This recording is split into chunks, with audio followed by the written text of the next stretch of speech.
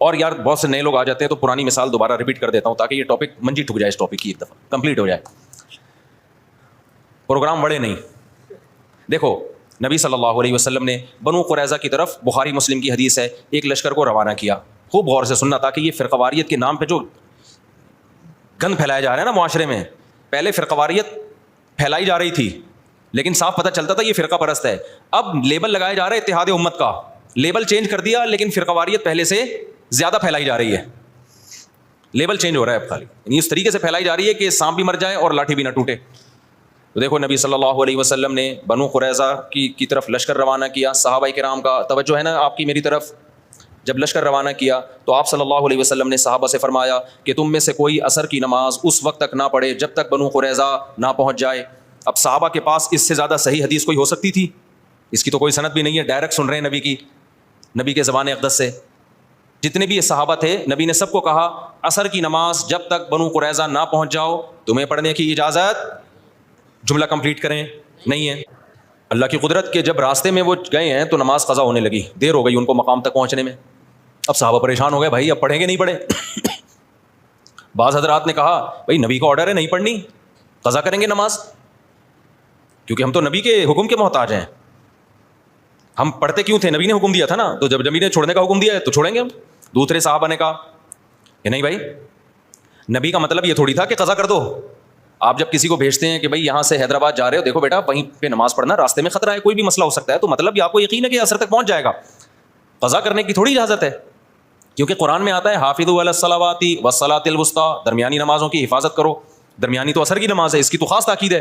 تو نبی کا حکم تو یہ ہے, لیکن نبی کا مقصد یہ بولو نہیں تھا. نبی عالم الغیب تھوڑی, ان کو کیا پتا تھا کہ یہ قضا کر لیں گے, تو اس لیے ہم پڑھیں گے. اب دو جماعتیں بن گئیں, ایک نے کہا ہماری رائے ہے کہ ہم نے پڑھنی ہے, دوسرے نے کہا ہماری رائے ہے کہ ہم نے. دونوں کا مقصد کیا؟ خواہش نفس تھا. اب اگر وہ دونوں پھٹا شروع کر دیتے وہاں پہ کہ تو حدیث کا منکر ہے, معاذ اللہ نقل کفر منجن بیچ رہے ہو تم لوگ, ہمارے پاس صحیح حدیث ہے, نبی نے کہا ہے کہ نہیں پڑھنی, بس ہم نہیں پڑھیں گے. اور جو نہیں پڑھے گا ہمارے ساتھ, جو پڑھے گا وہ دائرہ اسلام سے خارج ہے, وہ حدیث کا منکر ہے, وہ گمراہ ہے, وہ جہنمی فرقوں میں ہے. اس سے فرقواریت کم ہوتی ہے بڑھتی؟ بولتے کیوں نہیں؟ لڑائی پیدا ہوتی, پھڈا پیدا ہوتا.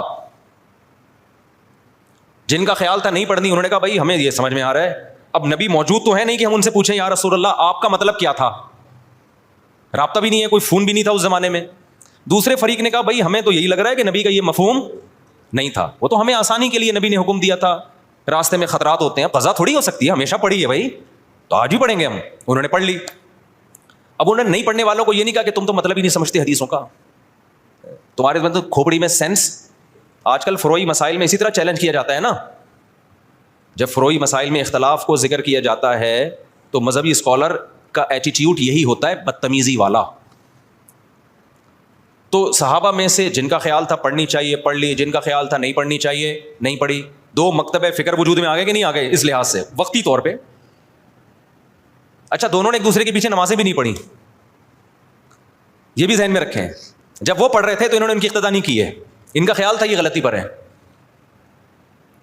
جب ایک جماعت نماز پڑھ رہی تھی تو دوسرے نے یہ ان کے پیچھے نماز نہیں پڑھی, کیونکہ ان کا خیال یہ تھا بھائی نبی کا مقصد, نبی نے حکم دیا نہیں پڑھنی ہے تو ہم کیسے پڑھ لیں. تو وہاں کسی نے فتویٰ نہیں لگایا کہ یہ دونوں ایک دوسرے کے پیچھے نمازیں ہی نہیں پڑھتے, یہ تو ویسے ہی کیا ہیں گمراہ ہیں. بھائی کیسے پڑھے؟ ان کی رائے یہ کہ یہ ٹھیک نہیں کر رہے, اس لیے نہیں پڑھی انہوں نے نماز.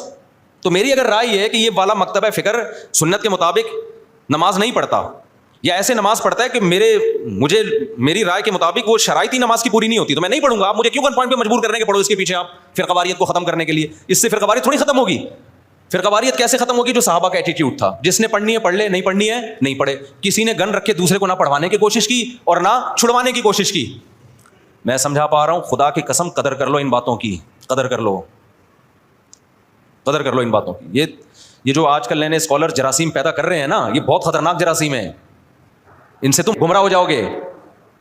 پھر کیا ہوا جب یہ فریق نبی کی خدمت میں پہنچا ہے واپس, نبی کو اطلاع دی گئی کہ ایک نے ایسا کیا دوسرے نے ایسا کیا, نبی نے کسی کو ملامت بولو نہیں کی. یہاں سے فقہا کو ایک اصول مل گیا قیامت تک کے لیے, بھائی حدیث کی تشریح میں اگر اختلاف ہوگا تو وہ اختلاف برا نہیں ہے.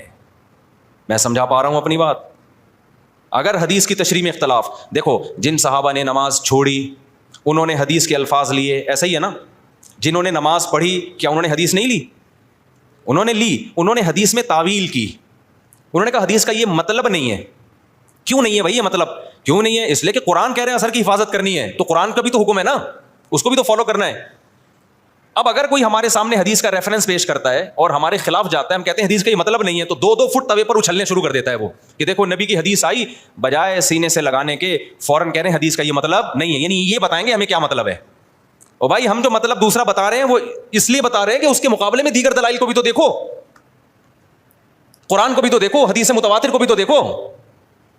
اس لیے ابن قیم رحمہ اللہ تعالیٰ نے ان صحابہ کی رائے کو زیادہ ترجیح دی ہے جنہوں نے نماز پڑھی ہے. انہوں نے کہا انہوں نے کیا کیا ہے کہ حدیث کا ایسا مفہوم بیان کیا کہ وہ حدیث دیگر حدیثوں سے اور قرآن کی آیتوں سے میچ کر گئی ہے.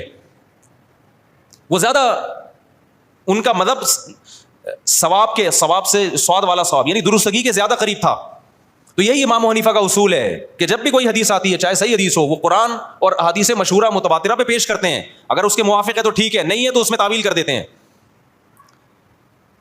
تو یہ اس حدیث سے ہمیں زندگی بھر کے لیے ایک اصول پتہ چل گیا. بھائی قرآن و سنت میں اگر نیت اللہ رسول کی ماننی ہے, دائیں بائیں جانا مقصد نہیں ہے, اپنی خواہشات کی پیروی مقصود نہیں ہے, تو پھر اگر حدیث کی تشریح میں اختلاف ہوگا تو وہ اختلاف برا نہیں ہے, اور اس کی بیس پہ نہ انسان جہنم میں جاتا ہے بلکہ اس کی بیس پہ ہوتا کیا ہے, نبی کا حکم صحیح حدیث موجود ہے, اذا اجتہد المجتہد, جب کوئی اجتہاد کرتا ہے, مجتہد عام آدمی نہیں, مجتہد اجتہاد کرتا ہے, فإن اخطأ فلہ اجر, غلطی کرے گا پھر بھی اجر ملے گا, وإن اصاب فلہ اجران, درست نتیجے تک پہنچے گا 2 اجر ملیں گے اس کو.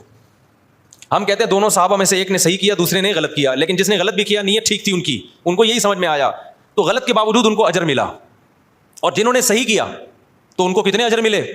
بولو 2 اجر ملے. لیکن اتنی بات ثابت ہو گئی کہ نہ انہوں نے ان پہ طعنا تشنیع طنز کیا نہ انہوں نے ان پہ طنز کیا. اب ہوا یہ کہ چاروں اماموں نے جب اجتہاد کیا تو اس کے نتیجے میں بھی یہی ہوا ہے کہ بہت سے مسائل میں آپس میں کیا ہو گیا؟ اتفاق. مثال کے طور پر اس مسئلے میں اتفاق ہو گیا کہ حالت اقامت میں حضر میں 5 نمازیں اپنے ٹائم پہ پڑھی جائیں گی, 2 نمازیں اکٹھی نہیں کی جائیں گی.